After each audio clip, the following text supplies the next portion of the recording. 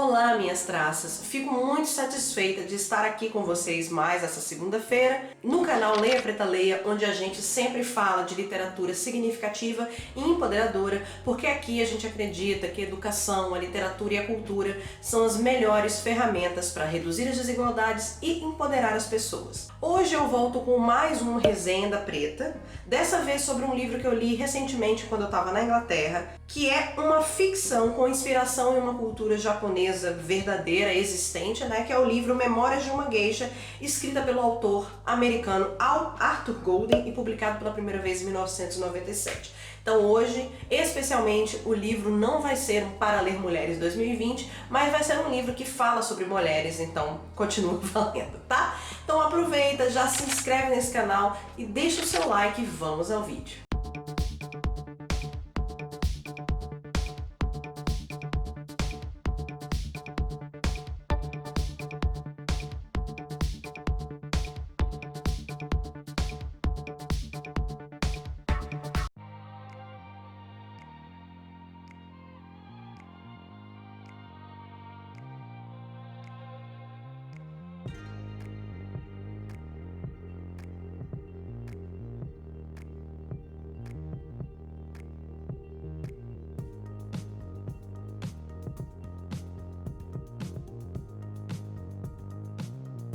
O livro Memórias de uma Geisha não nasceu do nada, e sim de um longínquo interesse do autor pela cultura japonesa.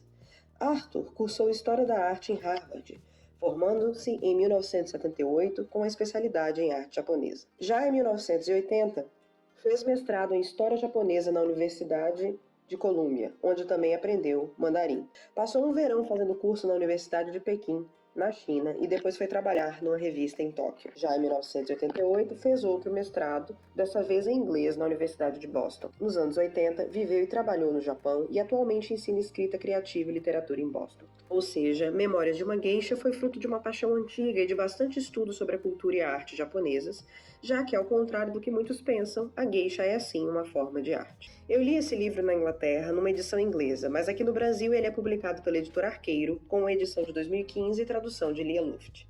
Esse é um livro ao mesmo tempo trágico e triste, mas com algumas passagens bem engraçadas.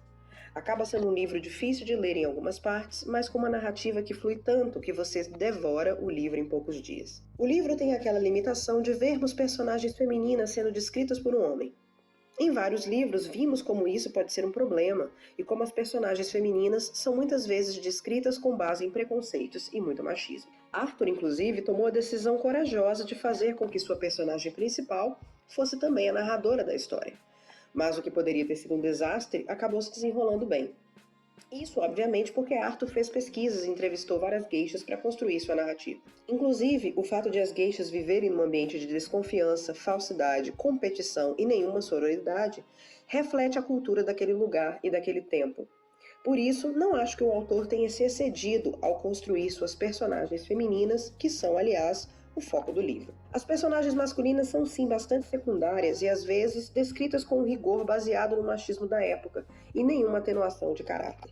Ou seja, Arthur não passa pano para os machos Chernobyls do livro. Arthur levou 6 anos para escrever esse livro, chegando a reescrever o romance 3 vezes, até que mudou o ponto de vista e a narração para que fosse feita pela própria protagonista, Shio Sayuri. Por isso Arthur fez entrevistas com várias geishas. Ele entrevistou inclusive a geisha Mineko Iwasaki, que o ajudou a fornecer informações internas do mundo da geisha. Contudo, essa mesma entrevista trouxe problemas. Mineko quebrou o código de silêncio da geisha sobre seus clientes ao realizar a entrevista e, por isso, exigiu que Arthur protegesse seu anonimato para tanto. Contudo, Arthur quebrou esse acordo falando sobre ela no pós-fácil do livro e, assim, quando a edição japonesa do livro foi editada, Mineko processou Arthur por quebra de contrato e difamação.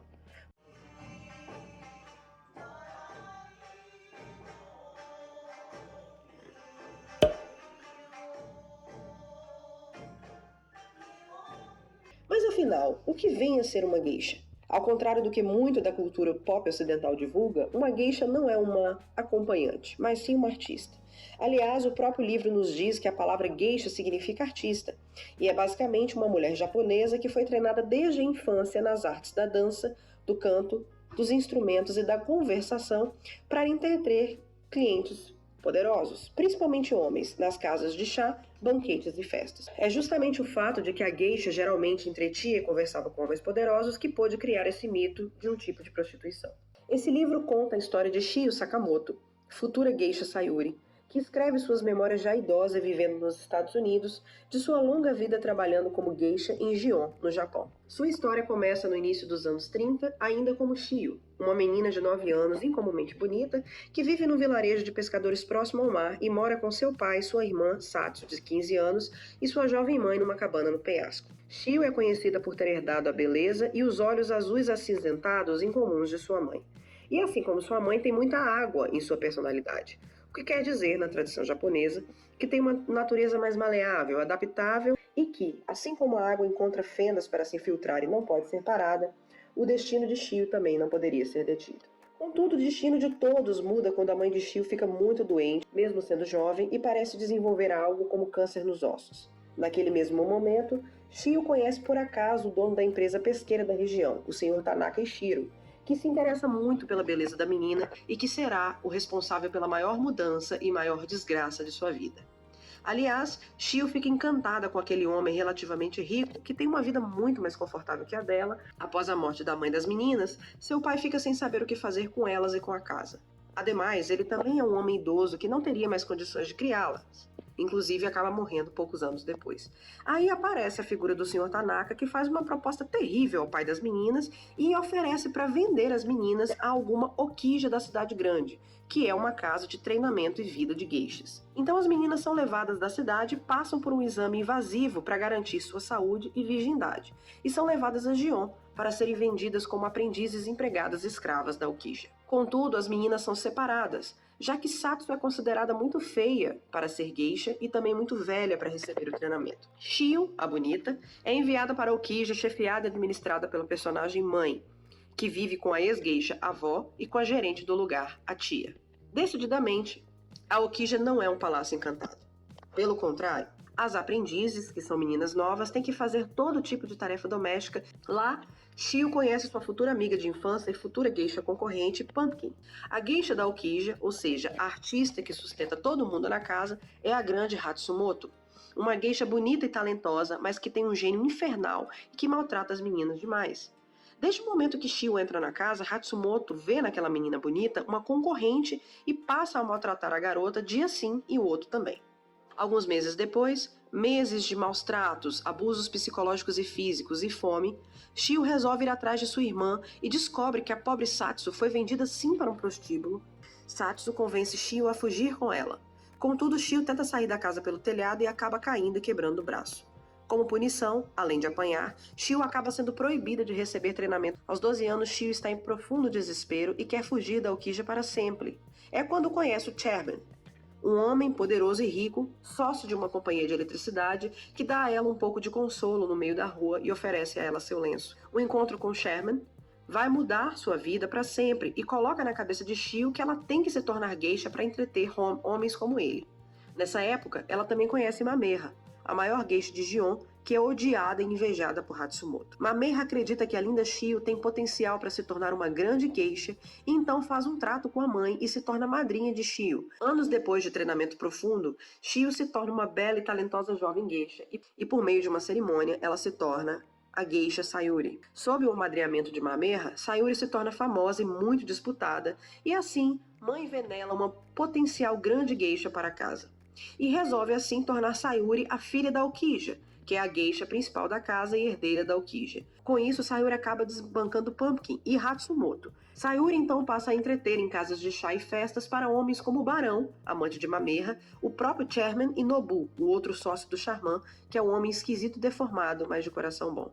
Eu disse anteriormente que a vida da geisha não é uma vida de uma profissional do sexo, mas não quer dizer que seu sexo não tenha valor econômico.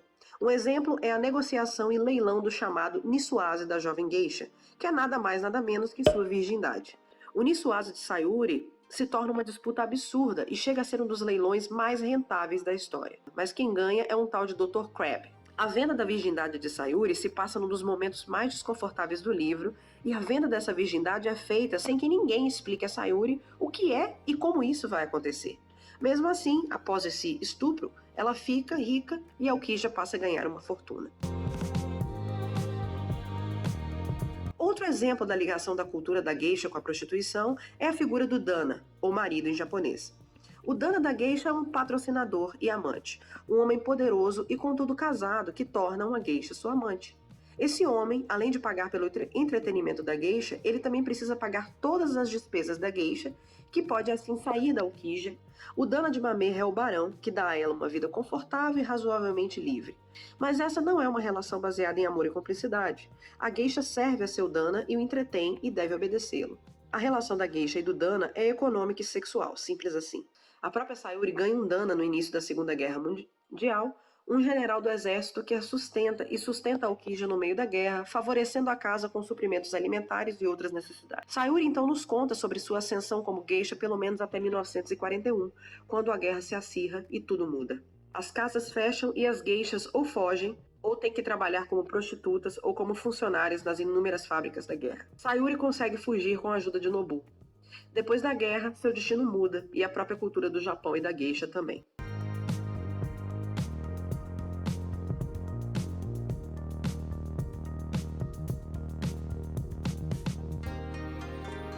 Bom, gente, Memórias de uma Geisha foi um sucesso rápido e estrondoso logo após o seu lançamento.